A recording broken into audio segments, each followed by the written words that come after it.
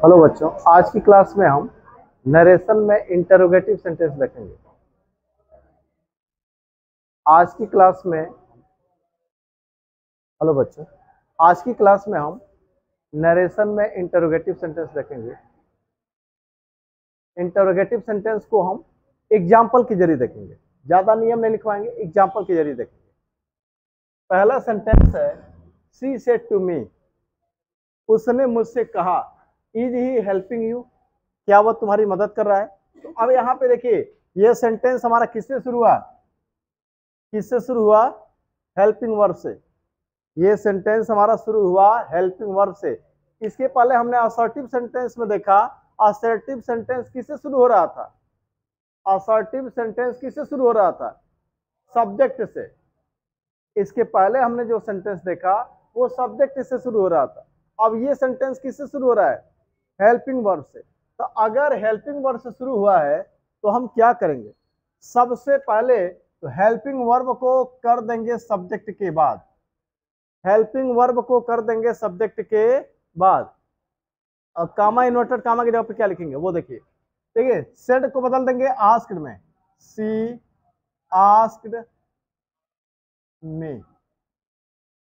ये ऑब्जेक्ट हो चाहे ना हो, सेड को बदल देंगे आस्क्ड में। अगर हेल्पिंग वर्ब से शुरू है यानी इंटरोगेटिव सेंटेंस अगर है तो हम सेड को बदल देंगे आस्क्ड में। आस्क्ड में, समझ में आ रहा है? ये लिख लेंगे। और अगर हम चाहें तो आस्क्ड के बजाय हम एनक्वायर्ड भी लिख सकते हैं। एनक्वायर्ड भी लिख सकते हैं, दोनों लिख सकते हैं। एक तरीका ये भी है, हम चलिए लिख लेते हैं, सी एनक्वायर्ड ऑफ मी। आप देखिएगा, अगर ऑब्जेक्ट है, एनक्वायर्ड वाले में थोड़ा सा देखना है, देखिएगा ध्यान से। यहां ऑब्जेक्ट हो चाहे ना हो, ऑब्जेक्ट है चाहे नहीं है, सी आस्क्ड मी। देखिए, अगर यहाँ ऑब्जेक्ट नहीं है तो आप नहीं लिखेंगे। अगर ऑब्जेक्ट नहीं है तो सिर्फ लिखेंगे सी एनक्वायर्ड। समझ में आ रहा है मेरी बात? अगर ऑब्जेक्ट है तो सी एनक्वायर्ड ऑफ में, अगर ऑब्जेक्ट नहीं तो सीधा सीधा लिखेंगे केवल क्या? सी एनक्वायर्ड। सी एनक्वायर्ड। समझ में आ रहा है मेरी बात? असर्टिव में क्या, असर्टिव में क्या कर रहे थे? असर्टिव वाले में कि अगर ऑब्जेक्ट नहीं तो सेड को सेड ही रहने देते थे। तो यहाँ पे क्या है, अगर ऑब्जेक्ट नहीं है तो सेड को एनक्वायर्ड ही लिखेंगे आप मी, तब आप और प्लस ऑब्जेक्ट नहीं लिखेंगे। अगर ऑब्जेक्ट नहीं है तो आप लिखने की जरूरत नहीं है। समझ में आ रहा है मेरी बात? अगर यहाँ ऑब्जेक्ट नहीं है रिपोर्टिंग वर्ब का तो यहाँ आप लिखने की जरूरत नहीं है। समझ में आ रहा है? एक तरीका ये है, एक तरीका ये है, दोनों तरीका हो सकता है। जनरली हम लोग इसी का प्रयोग करते हैं, जनरली इसी का प्रयोग करते हैं, ठीक है? इसी का प्रयोग जनरली हम करते हैं, लेकिन दोनों जाने, ठीक है? तो सी आस्क्ड मी या सी एनक्वायर्ड ऑफ मी। अगर ऑब्जेक्ट नहीं है तो इसमें एनक्वायर्ड की वजह से आप नहीं लिखेंगे।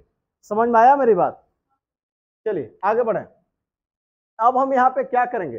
पहले कामा के जगह पे क्या लिखते थे?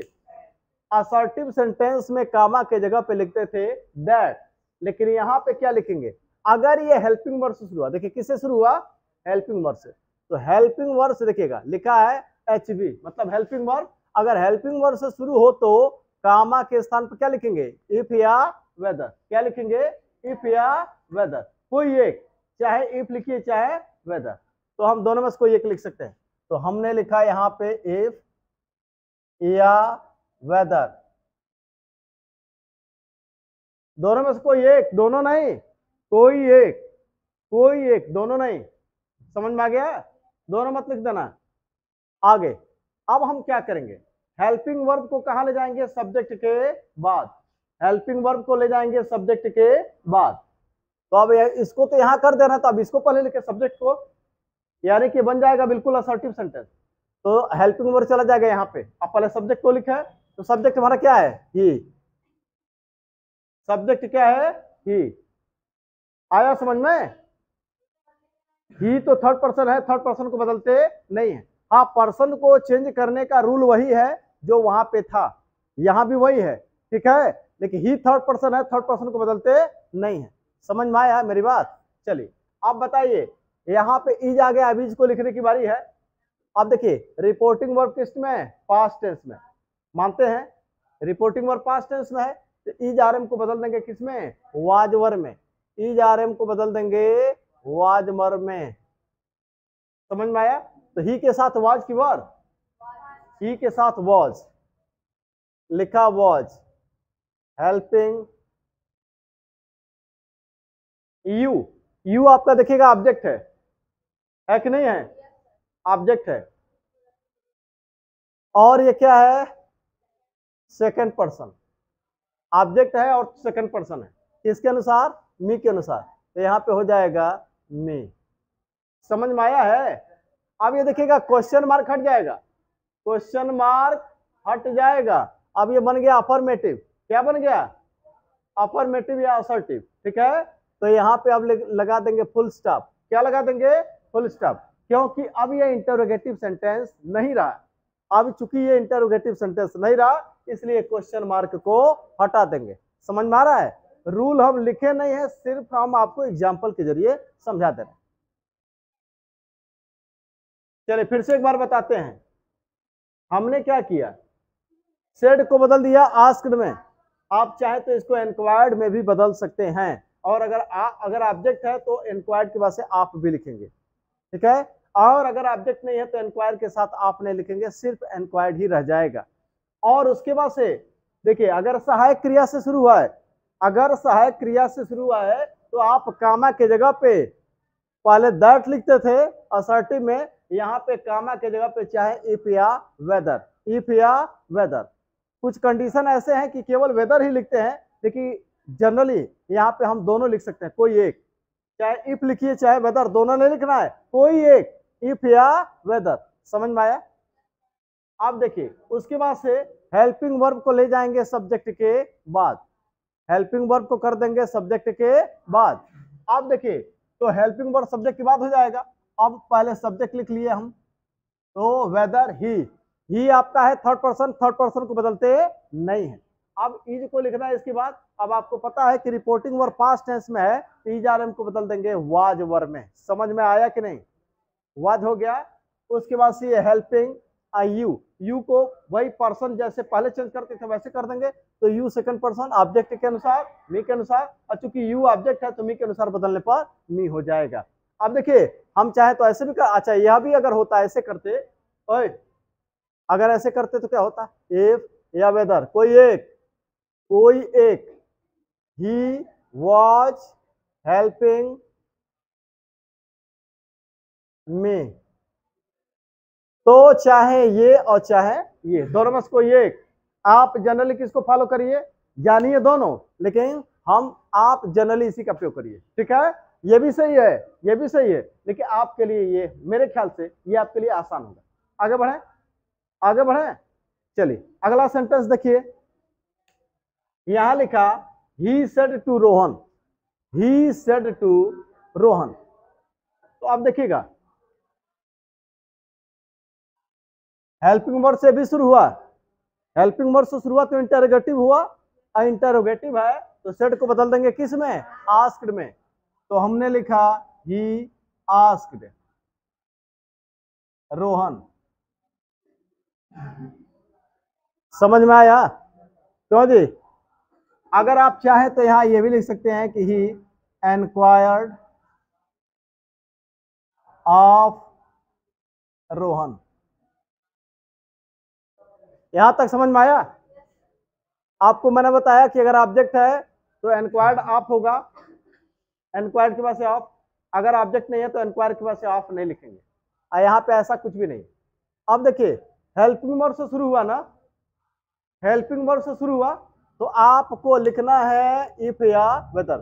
हेल्पिंग वर्ब से शुरू हो तो कामा के स्थान पर लिखेंगे इफ या वेदर। देखिए एक चीज लिखा गया है, देखिएगा, अगर आपके सेंटेंस में आया है इफ या आर, इफ या आर आया है, इफ या आर, तो आपको क्या लिखना है, अगर इफ या आर है तो केवल वेदर ही लिखेंगे। अगर आपके सेंटेंस में मतलब रिपोर्टिंग वर्ब में अगर इफ आया हो, अगर आपके रिपोर्टिंग वर्ब में देखिएगा, अगर रिपोर्टिंग वर्ब में इफ या आर हो इफ या आर, तो आप केवल वेदर ही लिखें, केवल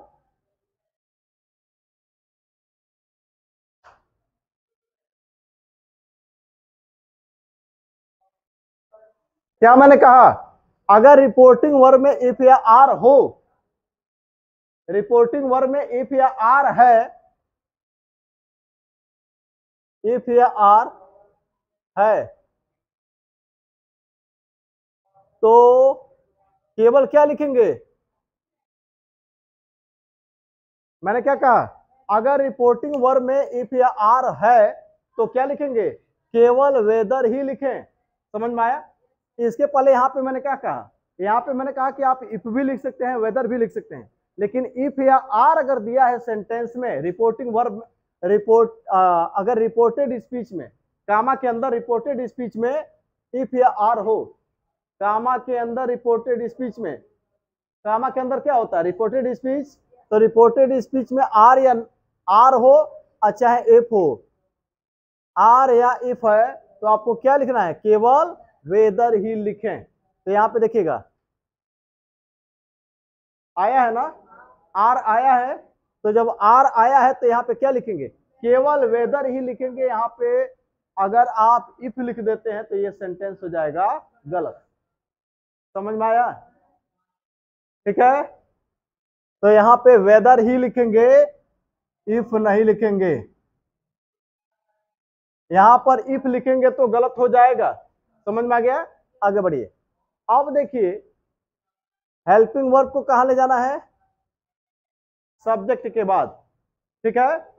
तो सब्जेक्ट के बाद लिखना है पहले, यानी सब्जेक्ट लिखे, तो यहां पे आप लिखें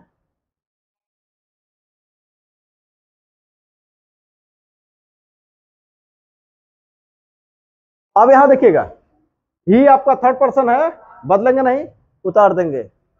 और आपको पता है अब आपको यहां लिखना है किसको, विल को लिखना है ना, लेकिन रिपोर्टिंग वर्ब पास्ट टेंस, तो विल को बदल देंगे वुड में, विल सेल को बदल देंगे वुड में, तो यहां पे हो जाएगा वुड, बाय अ बुक और नॉट।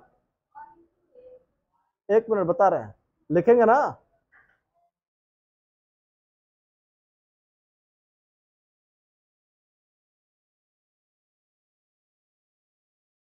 अब देखिए ये सेंटेंस अब आपका इंटरोगेटिव नहीं रहा, तो क्वेश्चन मार्क को हटा के लगा देंगे क्या, फुल स्टॉप, क्या लगा देंगे। तो आप चाहे ऐसे बनाइए चाहे ऐसे बनाइए, चाहे आस्क लिख लीजिए, आस्क लिखिए, और चाहे एनक्वायर्ड आप लिखिए। समझ में आ गया। आप जनरली किसको फॉलो करेंगे, इसको, आपके लिए आसान रहेगा, ठीक है। अब इसको देखिए, Reema said to him, Reema said to him will, ये भी सहायक क्रिया से शुरू हुआ, सहायक क्रिया से शुरू हुआ, इंटरोगेटिव हो गया ना, तो इंटरोगेटिव हो गया तो इसको बदल देंगे किसमें, आस्क्ड में, तो लिखे रीमा आस्क्ड हिम। अब यहां पे देखिए कामा, इन्वर्टेड कामा की जगह पे क्या लिखे, देखिएगा एक, हाँ देखिएगा यहाँ पे एक चीज आया है, क्या, हेल्पिंग वर्ब से शुरू हुआ है, तो आप क्या लिख सकते हैं, हेल्पिंग वर्ब से शुरू हो तो कामा के जगह स्थान पर इफ या वेदर, लेकिन आपको बताया गया कि इफ या आर हो तो केवल वेदर ही लिखें, इफ या आर है तो केवल वेदर ही लिखें। देखिएगा यहाँ पे क्या आया है, इफ, तो जब इफ आया है तो वेदर ही लिखेंगे। क्यों, अगर आप यहाँ पे इफ लिख देंगे तो यहाँ भी हो गया, यहाँ भी होगा, दो दो जगह हो जाएगा, अच्छा लगेगा नहीं। इसलिए अगर इफ आया है सेंटेंस में, आर आया है उस सेंटेंस में, तो आप केवल वेदर ही लिखेंगे, तो यहाँ पे लिख देंगे वेदर। अगर आप चाहें तो एनक्वायर्ड आप भी लिख सकते हैं, तो लिख सकते हैं रीमा एनक्वायर्ड, एनक्वायर्ड ऑफ हिम वेदर। अब यहां पे देखिए विल को तो हम कहां ले जाएंगे, सहायक क्रिया को ले जाएंगे सब्जेक्ट के बाद, पहले यहां सब्जेक्ट लिखेंगे यू, तो यू है आपका सेकंड पर्सन, ऑब्जेक्ट के अनुसार बदलेंगे, तो यहाँ पे क्या हो जाएगा, हो जाएगा ना। अब विल यहाँ पे आएगा, अब यहाँ पे विल लिखना है, लेकिन ये रिपोर्टिंग वर्ब पास्ट टेंस में है, रिपोर्टिंग वर्ब पास्ट टेंस में है तो विल हो जाएगा वुड हेल्प हिम।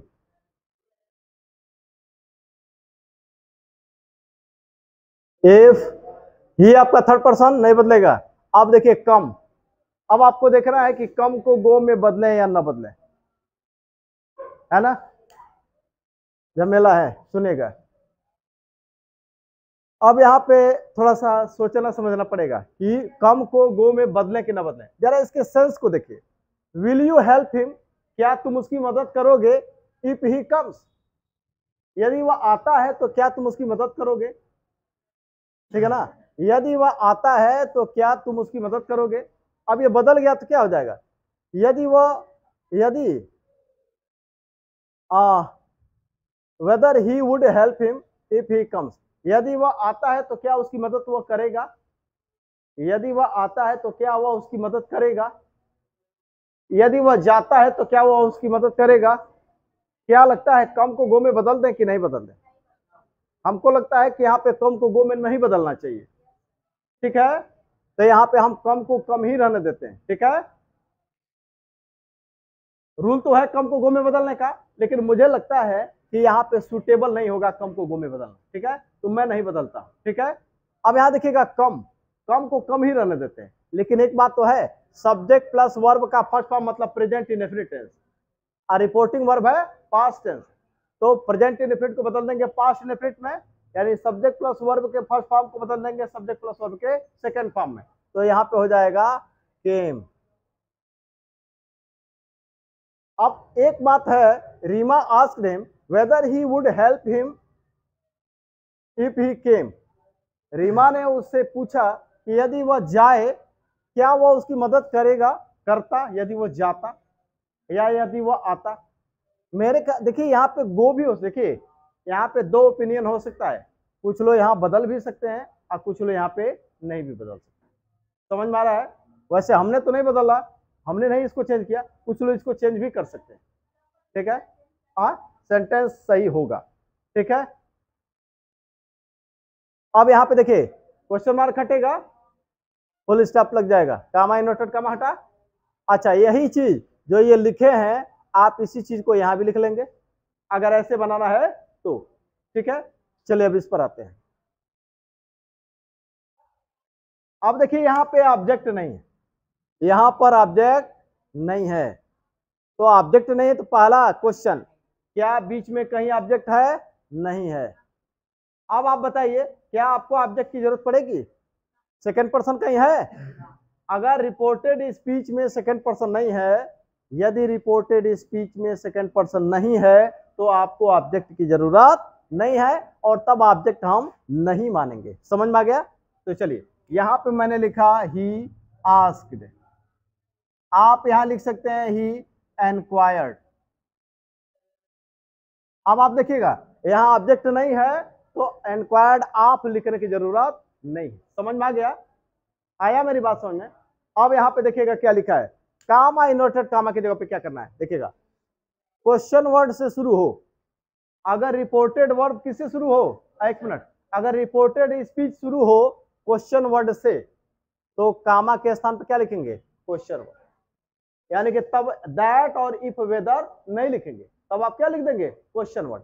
अब देखिएगा यहाँ सहायक क्रिया से शुरू हुआ तो क्या लिखा, इफ या वेदर, यहां भी सहायक क्रिया से शुरू हुआ तो लिखा इफ या वेदर, ठीक है, यहां भी सहायक क्रिया से शुरू हुआ तो आपने यहाँ वेदर लिखा, वो कंडीशन अलग थी कि वहां पे केवल वेदर ही लिख सकते हैं, इफ या आ रहा है तो, ठीक है, तो सहायक क्रिया से शुरू हुआ तो इफ या वेदर, लेकिन अगर क्वेश्चन वर्ड से शुरू हुआ तो क्वेश्चन वर्ड ही रह जाएगा, दूसरा कुछ नहीं लिखेंगे, समझ में आ गया, यानी एक्स्ट्रा कुछ भी नहीं रहेगा, यानी कि दैट इफ या वेदर नहीं लिखेंगे, क्वेश्चन वर्ड ही लिखेंगे काम की जगह पे, समझ में आ गया, कितना लोग समझ में आया, ठीक है। तो देखिएगा अब यहाँ पे ये शुरू हुआ है क्वेश्चन वर्ड से तो कामा और इन्वर्टेड कामा की जगह पे एक्स्ट्रा कुछ भी नहीं लिखेंगे, क्वेश्चन वर्ड ही लिख देंगे, तो यहाँ पे लिखेंगे वाई, यहां भी हो जाएगा वाई, समझ में आया, आया कि नहीं।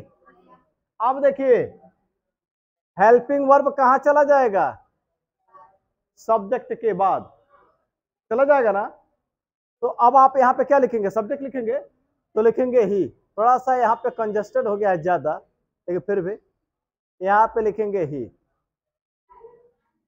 अब आप बताइए, यहाँ पे है डिड। डिड है तो किस में बदल देते हैं, आपको पता है? डिड नॉट है तो क्या कर देंगे? डिड है तो हैड प्लस थर्ड फॉर्म हो जाएगा। डिड सहायक क्रिया है ना, तो डिड है तो डिड किस में बदल जाएगा? हैड। और जब हैड है तो उसके बाद से वर्ब का कौन सा फॉर्म? Third form. यानी डिड, यानी पास्ट इंडेफिनिट को बदल देंगे पास्ट परफेक्ट में। पास्ट इंडेफिनिट बदल जाएगा पास्ट परफेक्ट में। यानी उसको अगर थोड़ा और आसान तरीके से मैं बताऊं कि अगर डिड है तो बदल जाएगा हैड में। अगर सहायक क्रिया डिड है तो सहायक क्रिया क्या हो जाएगा? हैड हो जाएगा। तो यहाँ पे हो जाएगा हैड, और हैड नॉट हो जाएगा ना, नॉट भी तो है, और ये वर्ब का तब क्या होगा? Third form, returned home. आइए क्वेश्चन मार्क हट जाएगा, फुल स्टॉप लगा देंगे। उसी तरह ये भी हो जाएगा यहां भी।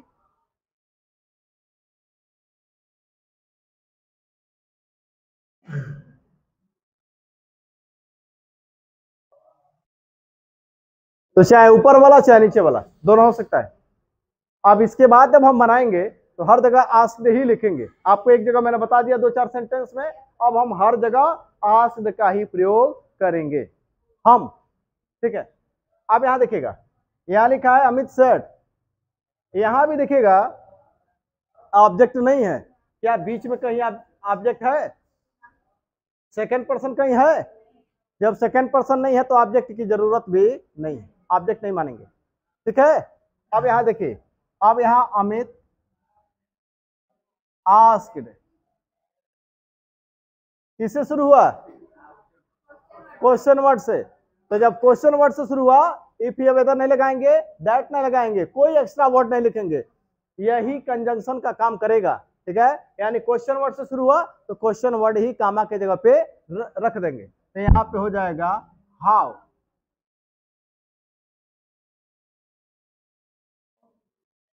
यहाँ पे हो जाएगा हाउ। आप देखिएगा, कैन है हेल्पिंग वर्ब, कहाँ आ जाएगा? कैन हेल्पिंग वर्ब है तो हेल्पिंग वर्ब कहाँ आएगा? सब्जेक्ट के बाद। अब यहाँ पे पहले सब्जेक्ट लिखे, तो सब्जेक्ट है वी। वी को अगर हम अमित के अनुसार बदलें, वी आपका फर्स्ट पर्सन, फर्स्ट पर्सन को बदलेंगे सब्जेक्ट के अनुसार, सब्जेक्ट है अमित। तो वी को, यह एक वचन पुलिंग है ना, तो वी को एक वचन पुलिंग, एक वचन स्त्रीलिंग और बहुवचन के अनुसार बदलने पर क्या हो जाता है? दे। क्या हो जाता है? वी को एक वचन पुलिंग, एक वचन स्त्रीलिंग और बहुवचन और दे के अनुसार बदलेंगे तो हो जाएगा दे। क्या हो जाएगा? दे। समझ में आया? अब ये कैन यहाँ पे आ गया, कैन को लिखने की बारी है। कैन को किस में बदल देंगे? कैन को बदल देंगे कुड में। समझ में आया? और उसके बाद से देखिए, कुड के साथ first form, win the match, full stop, question mark हटा, फुल स्टॉप। आया समझ में? अब थोड़ा सा आगे बढ़ते हैं, एक स्टेप और, 2 क्वेश्चन और देखेंगे इसमें। मिटा दें।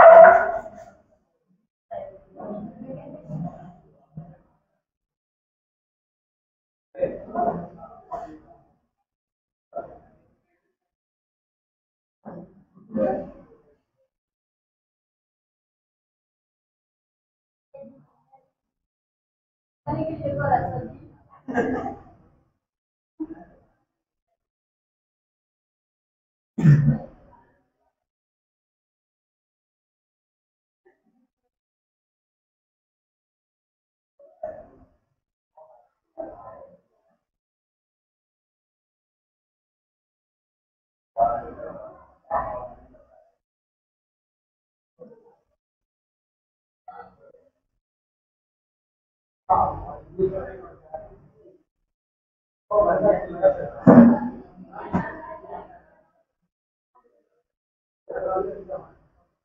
सेंटेंस है यहां भी, ये थोड़ा अलग सेंटेंस है, जरा देखिएगा।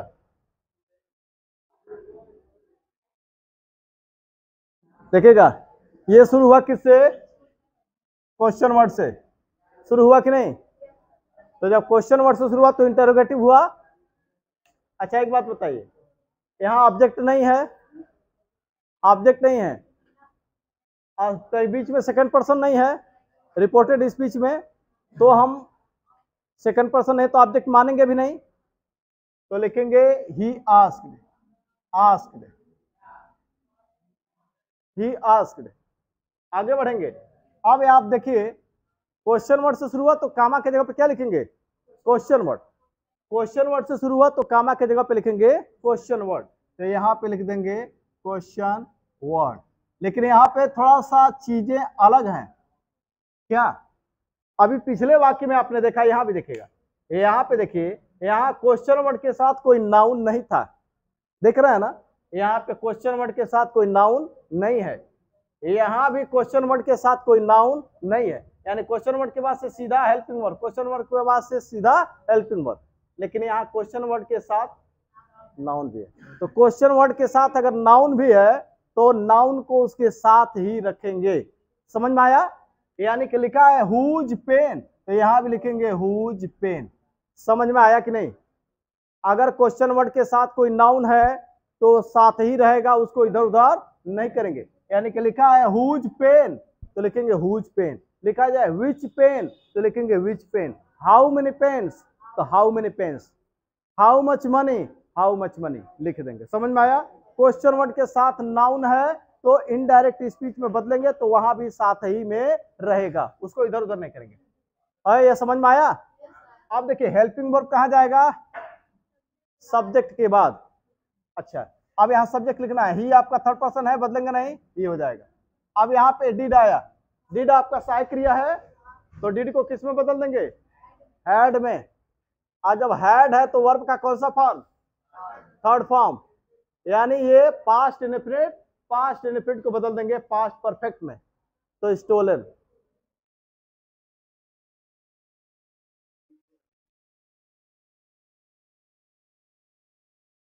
अब क्वेश्चन मार्क को हटाएंगे, क्या हो जाएगा? Full stop. अब आगे देखिए, अगला है he said how much money can he spend, how much money can he spend. अब देखिएगा, यहां भी देखिए ऑब्जेक्ट नहीं है और बीच में कहीं ऑब्जेक्ट नहीं है, सेकंड पर्सन नहीं है तो ऑब्जेक्ट मानेंगे भी नहीं, सेड को बदल देंगे आस्क्ड में, सी आस्क्ड। समझ में आया? अब यहां पे लिखा है हाउ मच, तो लिखा हमने हाउ मच। अब इसके साथ देखिएगा, हाउ मच के साथ क्या है? मनी, मनी इसके साथ नाउन भी है तो नाउन भी इसके साथ ही रहेगा, हाउ मच मनी।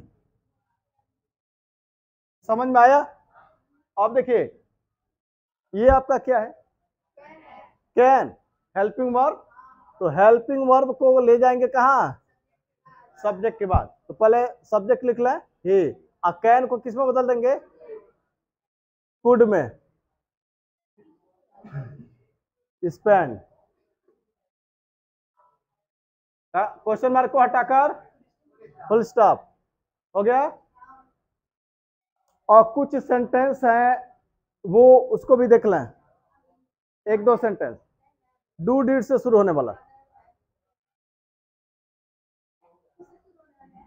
नहीं, जैसे डू डज अगर आया है तो क्या करेंगे?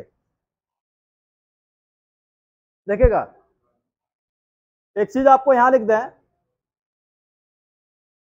सहायक क्रिया यानी कि हेल्पिंग वर्ब। देखिएगा इधर, अगर शुरू हुआ हो डू डज से, डू डज यानी सब्जेक्ट के पहले क्या हो? डू डज हो, डू या डज हो, तो क्या करेंगे, दो कंडीशन होगा। अगर सब्जेक्ट के पहले डू डज हो तो दो कंडीशन है, हो तो पहला नॉट, नॉट नहीं है, नहीं है। अगर नॉट नहीं है तो डू डज को, अगर नॉट नहीं है तो डू डज को हटाएंगे। नॉट नहीं हो तो डू डज को हटाएंगे, और नॉट है तो डू डज को नहीं हटाएंगे।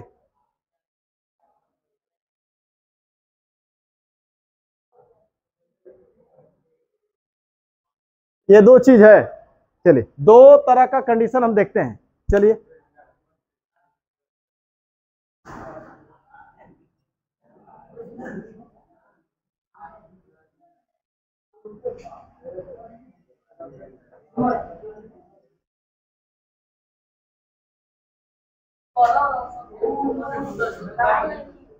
मैंने क्या लिखा, सब्जेक्ट के पहले डू डज हो तो, सब्जेक्ट के पहले डू डज हो तो दो कंडीशन बनेगा। पहला नॉट नहीं है तो डू डज को क्या कर देंगे, हटा देंगे, ठीक है। और अगर नॉट है तो डू डज को नहीं हटाएंगे। समझ में आया। और कहा नॉट हो, सब्जेक्ट के बाद, कहा हो, सब्जेक्ट के बाद नॉट हो। जरा देखिएगा, एक सेंटेंस और देखते हैं।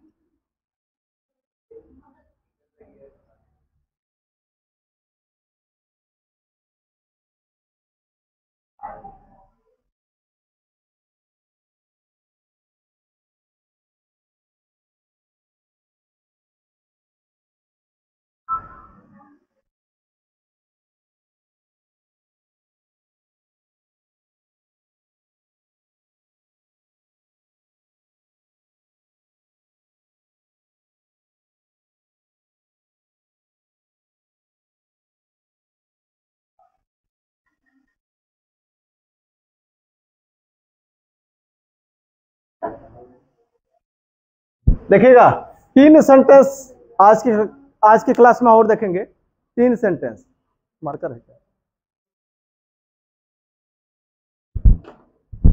देखिए यहां लिखा है he said, he said, does he help you, does से शुरू हुआ ना। अब देखिए सब्जेक्ट के बाद से नॉट है, सब्जेक्ट के बाद अगर नॉट नहीं है तो डू डज को हटा देंगे। अगर डू डज से शुरू हुआ है, सब्जेक्ट के पहले डू डज हो तो दो कंडीशन, नॉट नहीं है यानी किसके बाद, सब्जेक्ट के बाद। देखिएगा सब्जेक्ट के बाद नॉट नहीं है, सब्जेक्ट के बाद नॉट नहीं है तो डू डज को हटा देंगे। जानते हैं क्यों, जैसे ही बदलेंगे तो अफर्मेटिव हो जाएगा। तो प्रेजेंट इंडेफिनिट के अफर्मेटिव में डू डज नहीं होता है, प्रेजेंट इंडेफिनिट के अफर्मेटिव में डू डज का प्रयोग यानी सहायक क्रिया का प्रयोग नहीं होता है। फिर से सुनिए, मैं ये कह रहा हूं अगर यहां नॉट नहीं है सब्जेक्ट के बाद, प्रेजेंट इंडेफिनिट का जो नेगेटिव होता है नहीं के लिए क्या लगाते हैं, डू नॉट डज नॉट लगाते हैं। तो नहीं है तब तो डू नॉट डज नॉट होगा। देखिए स्कूल, वह स्कूल जाता है तो ही गोज टू स्कूल, आके he does go to school, he goes to school, ठीक है। यानी कि प्रेजेंट इंडेफिनिट के अफर्मेटिव में हेल्पिंग वर्ब नहीं होता है, नहीं होता है ना। तो जैसे इसको यहां ले जाने का उद्देश्य ही क्या है, हम इसको अफर्मेटिव बनाते हैं। तो जब यह अफर्मेटिव बनेगा तो डू डज क्या हो जाएगा, हट जाएगा। समझ में आ रहा है। लेकिन अगर नॉट है तो नेगेटिव बनेगा, तो नेगेटिव में तो डू डज रहेगा। समझ में आ गई मेरी बात। तो अगर सब्जेक्ट के बाद से नॉट नहीं है तो डू डज को क्या कर देंगे, अगर डू डज आया है सब्जेक्ट के पहले, तो अगर सब्जेक्ट के बाद से नॉट नहीं है तो डू डज को हटा देंगे, ठीक है। तो यहां नॉट नहीं है, डू डज को हटा देंगे, तो लिखेंगे ही आस्क्ड। सेकंड पर्सन है, ऑब्जेक्ट मानना पड़ेगा, मान लेते हैं मी। अब यहां पे देखिए डज से शुरू हुआ, किससे शुरू करें, हेल्पिंग वर्ब से शुरू हुआ तो इफ या वेदर, हेल्पिंग वर्ड से शुरू हुआ तो किससे क्या क्या लगाएंगे, इफ या वेदर। तो चलिए ऑब्जेक्ट माने हैं, सेकेंड पर्सन को बदलने के लिए ऑब्जेक्ट की जरूरत पड़ेगी, ऑब्जेक्ट है नहीं, ऑब्जेक्ट हमने मान लिया मी, है ना। अब देखिए हेल्पिंग वर्ड से शुरू हुआ है तो इफ या वेदर लिखेंगे, तो यहाँ पे लिखेंगे इफ, वेदर भी लिख सकते हैं। हाँ अगर इफ या आर हो तो वेदर ही लिखेंगे, लेकिन अगर ये नहीं है इफ ही इफ या वेदर दोनों लिख सकते हैं, ठीक है। अब चलिए, अब ये ले जाना था यहाँ पे, लेकिन नॉट नहीं है तो डू डज को क्या कर देंगे, हटा देंगे, यहां से डू डज हट जाएगा। अब यहाँ लिखेंगे ही। अब देखिए सब्जेक्ट प्लस वर्ब का फर्स्ट फॉर्म मतलब प्रेजेंट इंडेफिनिट, तो पास्ट इंडेफिनिट में सब्जेक्ट प्लस वर्ब के फर्स्ट फॉर्म को बदल देंगे सब्जेक्ट प्लस वर्ब के सेकंड फॉर्म में, तो यहां हो जाएगा हेल्प्ड। यू को बदल देंगे मी के अनुसार, हो जाएगा मी। Full stop. समझ में आया है। अगर सब्जेक्ट के बाद से देखिए डू डज अगर आया है सब्जेक्ट के पहले, सब्जेक्ट के बाद से नॉट नहीं है तो डू डज को हटा देंगे। समझ में आया। अब इसको देखिएगा जरा, सी सेड, यहां भी देखिए ऑब्जेक्ट की जरूरत पड़ेगी तो हो जाएगा सी आस्क्ड मी, मैंने लिखा सी आस्क्ड मी। आप देखिएगा यहां पे नॉट है ना, यहां पे नॉट है तो डू डज को नहीं हटाएंगे, सब्जेक्ट के बाद कर देंगे ना। अब यू को चेंज कर दें, अच्छा यहां देखिएगा हेल्पिंग वर्ड से शुरू हुआ इफ या वेदर, इफ चाहे वेदर, चलिए हमने लिखा इफ। अब ये डू इधर आ गया, यू को बदल दें मी के अनुसार तो हो जाएगा आई, और डू अब यहां पे आ गया तो डू नॉट का क्या हो जाएगा, डू नॉट और डज नॉट किस में बदल जाएगा, डिड नॉट में। डू नॉट और डज नॉट बदल जाएगा डिड नॉट में, तो यहां पे लिखेंगे डिड नॉट। आया समझ में। अब आगे बढ़े, नो डिड नॉट के साथ हमेशा first form him, third person में है, बदलेंगे नहीं।